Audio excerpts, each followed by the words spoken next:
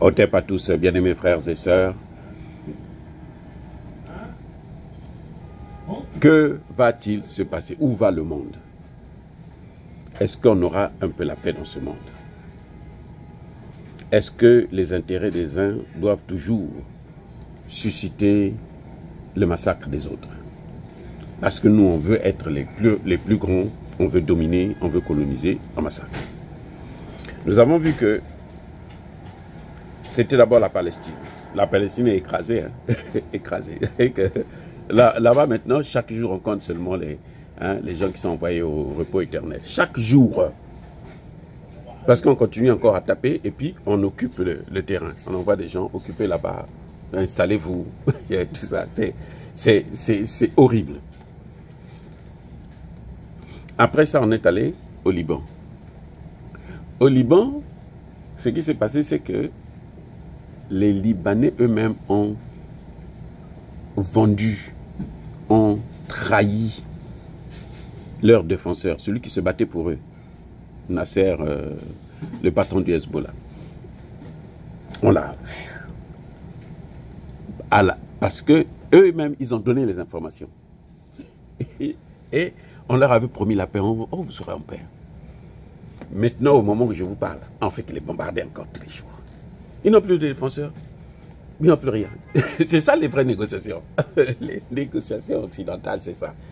On négocie, vous vous calmez, vous donnez tout ce que vous avez, et puis vous êtes vulnérable. Maintenant, ils viennent vous écraser. Et puis on vous demande, taisez-vous.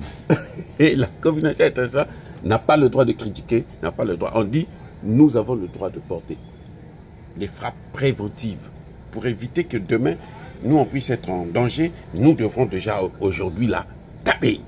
Et puis on tape. Et donc, le Liban est en train de payer tout ce qu'il a commis comme erreur, les Libanais eux-mêmes. Et puis ils viennent en Afrique, là. Ils veulent maintenant venir s'installer en Afrique, prendre le continent africain. Ça ne se fera pas.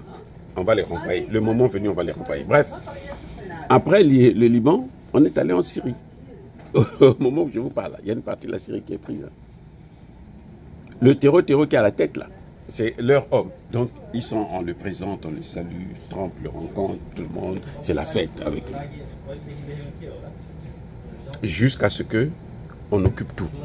Parce que là, maintenant, Israël n'a plus de couverture, de paravent. Et donc, après, c'est quoi? Maintenant, c'est le tour de qui? Le tour de l'Iran. Quand ils vont frapper, ils vont affaiblir l'Iran. Son armée est affaiblie. Vous savez quoi? Ils vont aller aussi en Arabie Saoudite. Les amis, ils sont déjà en Irak. C'est-à-dire que c'est un processus de domination, d'occupation, d'hégémonie. C'est ce que nous voyons là. Et ça, c'est l'œuvre de l'oncle Sam. L'oncle Sam veut dominer le monde. Cela signifie qu'on n'est pas encore sorti du projet du mondialiste. C'est quand on entend, ça c'est le mondialisme qui est en train de venir.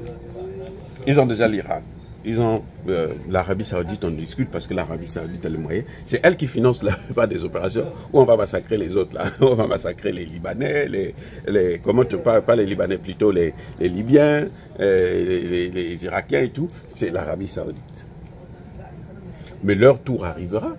Parce qu'ils ne peuvent pas être forts. S'ils sont forts, ben, ils vont, un jour, eux, ils vont combattre le même État, le fils de l'oncle Sam. Oui.